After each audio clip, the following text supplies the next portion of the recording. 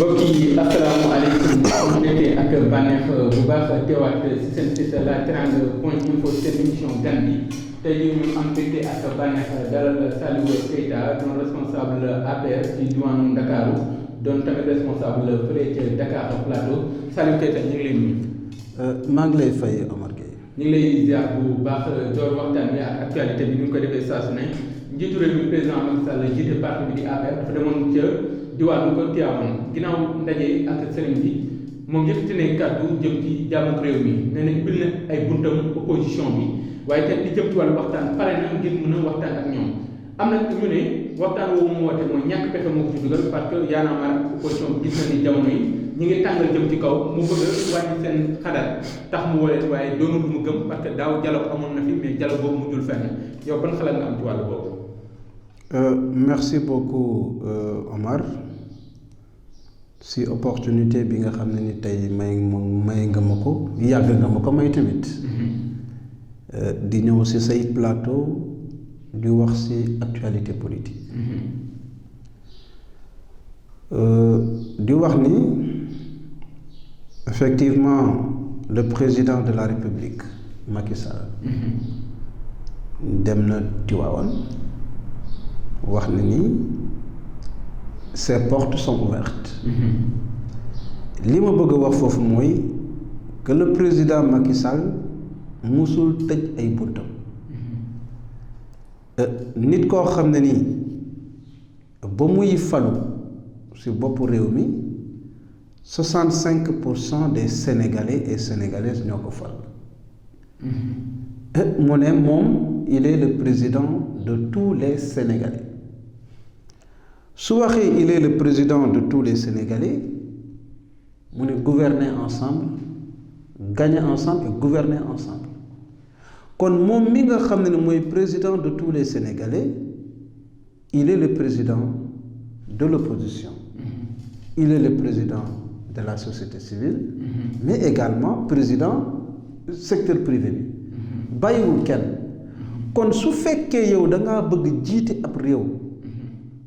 da ngay déglu askan bi te loolu dans les faits président def na ay jéego tey structure bi nga xam ne nii INTAB moo ko jiite dialogue social lañ fay wax loolu illustration bu am solo buy dëggal ni président li muy woote ne dialogue social lu mu gëm la te mi ngi koy doxal. mi ngi koy doxal la mais ci moment bi mu woote moo indi problème mooy moment bi Y'en a marre taxawee ku jéggi taxaw ci affaire Khalifa Sall jàkkaarloo moom gars yi kafatuñu parce que liñ gis ci place de l'Obélisque dafa laaj njàngat est-ce que nekkul ni dafa bëgg a wàññi ardeur gars yi moo tax mu bëgg a taxawee noonu. mooy lenn un président de la République dafay déglu askan bi bu leen dégloo ba pare mu décortiquer seen message parce que lu am solo la yaa ngi tudd léegi les yanamaristes man tey jii en tant que responsable Alliance pour la République jàpp naa ne ci démocratie dañu war a positiver rassemblement bi nga xam ne ni les yanamaristes def nañ ko. kon da nga jàpp ni lu positif la. waaw mën naa su ñëw lu tax ma ne lu positif la parce que le président Macky Sall du dictateur réew mi dénk nañ ko président Macky Sall en 2012 5 ans après 2017 où sont les yanamaristes ñu ngi fii ci Sénégal am nañu droit ñoom ci démocratie wax ni ñoom dinañ organiser rassemblement pour ne dëkk bi doxut am nañ seen droit loolu laa doon wax mooy démocratie mais man damay wax ak askanu Sénégal ñi nga xam ne ni ce sont des observateurs ñun ñi ànd ak président Macky Sall war nañ ci def jàngat mooy que boo yilifee téeméeru nit ñaar bu ñu waxee déedéet fexeel ba xam lu tax ñaar ñooñu ñu ne déedéet yàlla bi nga xam ne moo ñu sàkk mais ñépp d'accord ñu ci yàlla te l'œuvre humaine n'est jamais parfaite le président Macky Sall def na fi ay jéego mais mënu fi liggéey loo xam ne 100% lay nekk mënta nekk waaye am nañu ay indicateurs yu am solo yoo xam ne tey mën nañu wax ni le président Macky Sall est sur la bonne voie benn mooy bu ñuy jël bopp réew mi suñu taux de croissance parce que bu ñu waxee taux de croissance mooy indicateur bi nga xam ne mooy tax ñu mesurer le niveau de développement d'un pays 2012 suñu taux de croissance 1,7%. tey 2017 taux de croissance bi 6,5%. il y a une évolution de 5 points maanaam lu koy indi président bu muy ñëw dafa indi lu am solo lu ñuy wax PSE bi nga xam ne c'est le plan stratégique de développement de ce pays économique et social boo xam ne bu ñu ko indee mise en œuvre des grands programmes et projets 3 ans de mise en œuvre on a vu que président Macky Sall dans l'histoire politique du Sénégal un chef d'État n'a pas fait autant de réalisations en si peu de temps dañ koy rafetlu waaye jàpp nañ ni 100% amul fenn l'école bi on est à 57 ans de l'indépendance. mais pourquoi askan wi di jooy ba léegi parce que bu ñu gisee ci rassemblement du rek wàllu politique parce que yéen wax ci wàllu koom-koom mais est-ce que warul def jàngat ci wàllu liberté yi maanaam aussi ci wàllu démocratie maanaam opposants yi ñu jël di leen tëj kaso waaye tamit di jëm ci ñàkk liberté gi côté boobu mu gën ci góorgóorlu parce que ñu bari tey ñuy jooy président Macky Sall benn justice bi ñu jàpp ni justice à deux vitesses la beneen bi stop mooy li jëm ci wàllu tëj gi muy tëj gars yi di far ay nitam ñu gis ni démocratie réew mi ni mu daan doxee démb moom dafa ñëw gën ko delloo ginnaaw est-ce que ci wàllu démocratie war ko gën a taxaw. xam nga booy wax loolu damay am mbégte tontu la. Sénégal tey nangu nañ ni c'est un pays de démocratie Sénégal c'est un pays de droit gis nga li ñuy wax les fondamentaux de l'émergence am na fi au Sénégal. comment. boo jëlee tey xaaral mu ñëw rek. boo jëlee tey ji Afrique de l'Ouest le Sénégal avec le président Macky Sall a fini de montrer que nous sommes une puissance économique une puissance politique au plan politique lii des tey mooy au plan économique ñu gën a ànd liggéey xam nga tey jii boo leen moo waxee ni soo waxee ni président Macky Sall dafa tëj ay opposants je ne suis pas d'accord parce que tey dañuy waxtaan xam nga tey le cas benn rek le cas Bamba Fall dafa bokk ci benn organisation politique bu ñuy wax le parti socialiste ñoom ñoo am ay difficultés seen biir seen problème seen biir seen instance bi gën a mag ci biir parti bi socialiste jàpp ni dañuy déposer plainte contre X ñu déposer. non mais finalement ñëpp xam plainte bi contre X nag. dañuy waxtaan ay wax la woon rek. xam nga mais Tanor Dieng moo porté plainte Bamba Fall. dañuy waxtaan moo am quoi. gis nga nee naa la on est dans un pays de droit. waxu mbedd. ab journaliste warul jël loolu jàpp ni loolu mooy dëgg. non waa PS ñoom ñoo ko ak avocat. non mais xam nga El Hadj Diouf c'est quel avocat. c'est l'avocat du diable.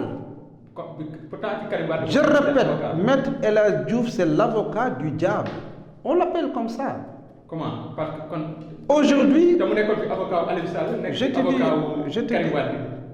pour État Sénégal. Les Sénégalais aujourd'hui, xamuñu fan la ñuy féetale le Maître El Hadj Diouf. Et c'est dangereux. Gis nga rassemblement bi nga xam ne ni am na place Obélisque. J'ai peur. Xam nga lu tax j'ai peur? J'ai peur parce que dans une démocratie, on doit avoir une opposition forte pour orienter le gouvernement. Mais qu'est-ce qu'on a remarqué? Une opposition qui se cherche, une opposition qui ne parvient pas à faire des, comment dire, contribution sérieuse pour le pays. lan moo leen intéressé le fauteuil du président de la République puusal ma toog ils n'ont pas mais ñun Alliance pour la République le PSE ba ñuy ñëw am nañ ci yoonu yokkute. On avait un programme que nous avons présenté aux Sénégalais. Le président Macky Sall a fait le tour du Sénégal xool dans toutes les localités contraintes yi nga xam ne am na sur la base de ces difficultés là ñu indi un programme yoonu yokkute présenté ko Sénégalais muy doy ñu dem gagner élection yi ba président Macky Sall ñëwee au pouvoir mu améliorer ko encore muy tey le PSE ba nga xam ne tey bailleur au niveau international Banque mondiale FMI rafetlu ko ba tey quand on parle d'émergence en Afrique Côte d'Ivoire bu ñu jógee yàggut ñu Afrique di sukkandiku ci PSE kon li ma bëgg a wax foofu mooy tey le Sénégal est sur la bonne voie te président Macky Sall xam na loolu il faut aller vers un rassemblement kon nañu woo Sénégalais yépp te président Macky Sall loolu la gëm mais bu ñu ñëwaatee ci opposition bi tey mais ñëpp mënuñu ànd ak président il faut que mu am loolu laa lay wax on est en démocratie bu ñu waxee démocratie il faut que mu am ñoo xam ne contre pouvoir lay nekk pour mieux orienter mais tey qu'est-ce qu'on voit une opposition qui se laisse remorquer par les yanamaristes te bul fàtte le contexte est différent Y'en a marre ba muy woote sénégalais yi dañuy jóg ànd ak ñoom pour renverser le régime d'alors muy Abdoulaye Wade parce que tout le temps ay scandale mais tey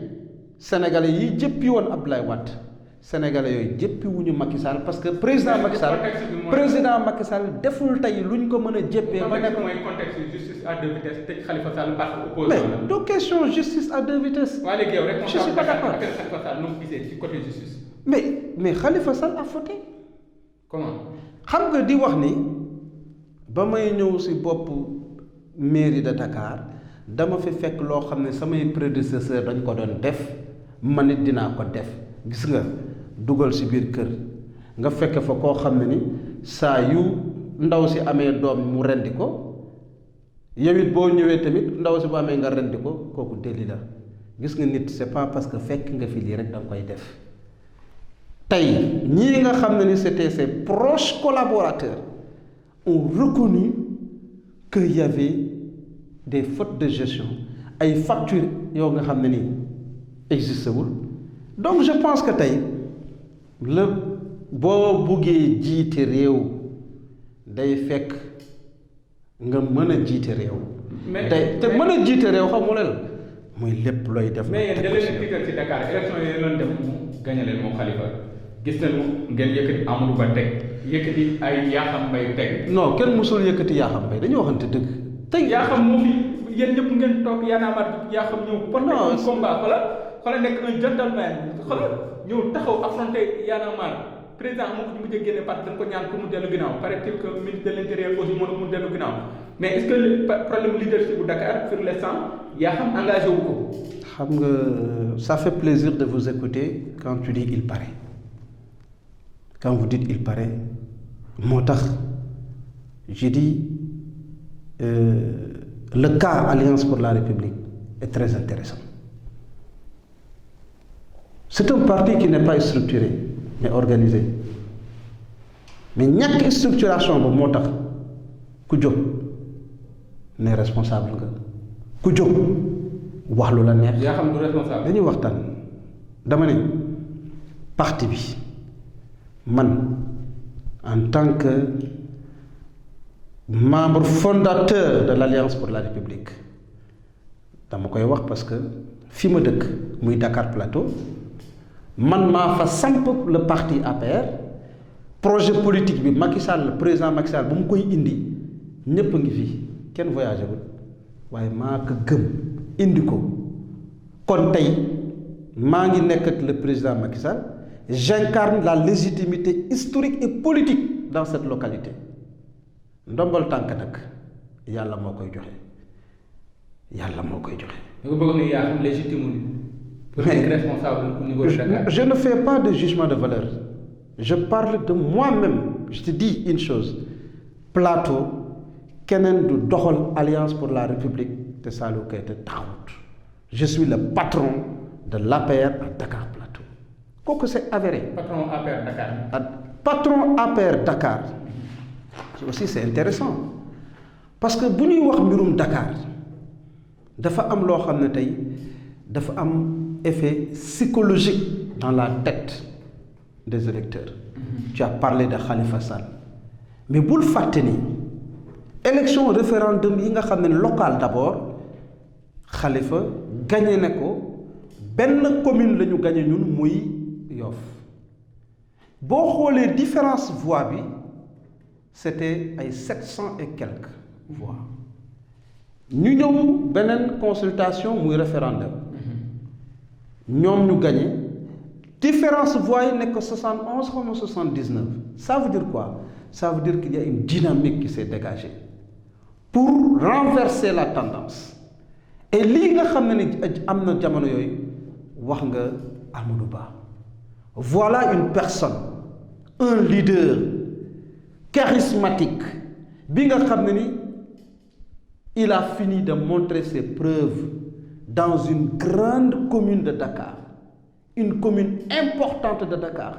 muy Parcelles Assainies. pour yow yaa déglu ma ñëw laisse-moi ñëw maa ngi ñëw. il a fait gagner les Parcelles Assainies te tey le ministre Amadou Ba a beaucoup de sympathisants dans toutes les communes de Dakar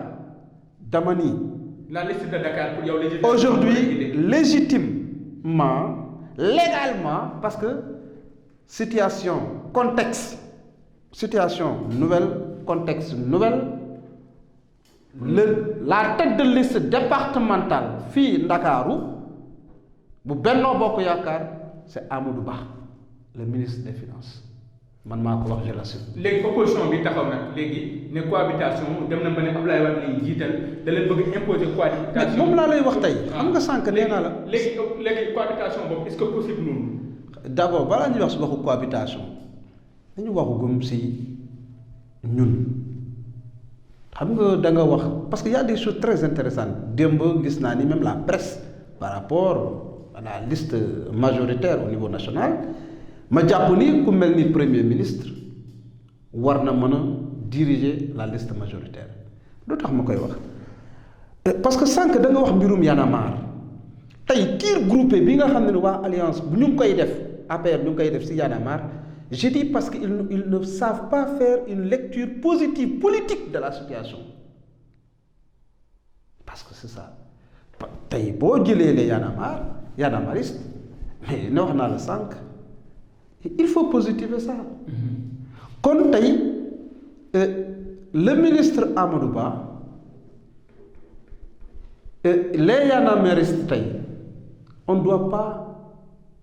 waruñu leen topp mais ñun suñu mission tey Benno Bokk Yaakaar mooy c'est de vulgariser les réalisations du président Macky Sall. La rue publique c'est pour l'opposition, la république c'est pour nous au pouvoir. On est dans une république mais bu fekkee am na ñoo xam ne ni c'est le pouvoir de la rue qui les intéresse. En tout cas un apériste sérieux qui croit au président Macky Sall, qui veut défendre la vision, la politique du président Macky Sall warul topp l'opposition dans la rue pour jàmmarloo ak moom. te quand vous me dites Amadou Ba Dakar, parler de Dakar c'est faire allusion à Khalifa malgré qu'ils ont gagné les référendums mais tendance bi nga xam ne mi ngi dégagé pour ñu renverser ko tey Amadou Ba ak li mu contribuer ci référendum yi ak sympathisants yi nga xam ne am na ko dans les communes il peut être la tête de liste département de Dakar. li may tëjee mooy lancer un appel. Lancer un appel à mes camarades de l'Alliance pour la République pour leur dire que l'heure n'est plus à la désunion mais nous travailler ensemble main dans la main pour aider le président Macky Sall à avoir une majorité à l'Assemblée nationale avec Benno Bokk Yaakaar. Parce que yaa ngi wax waxu cohabitation, l'opposition qui crie il faut que ñu dem vers une cohabitation, mais le peuple sénégalais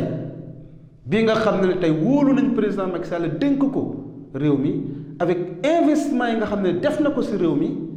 si on va vers des cohabitations, on va l'empêcher de travailler et ça c'est du gâchis pour le Sénégal. Kon notre niveau de démocratie tollugul foofu, mais ñoom dañuy yuuxu cohabitation mais xamuñu sax luy cohabitation. Des gens bon bugguma di wax yenn yi ci doomu aadama parce que nit moom respecté ko jox ko cër, mais li ma mën a wax daal mooy Sénégal cohabitation du fi am. Le peuple sénégalais a confiance ci président Macky Sall, inchallah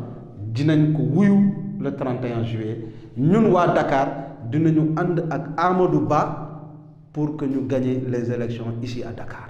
Merci Saliou Keita ñu koy gërëm bu baax mu doon responsable APR ci diwaanu Dakar mooy tamit ca Dakar Plateau mu doonoon sunu gan tey jii ci seen émission bii di gan bi ci la Teranga point info. Abdoulaye Seck ak Vincent doon jàppale Omar Bun Khattab bi doon ko présenté kon mu ngeen suivre émission bi ci la Teranga point info ak ci YouTube.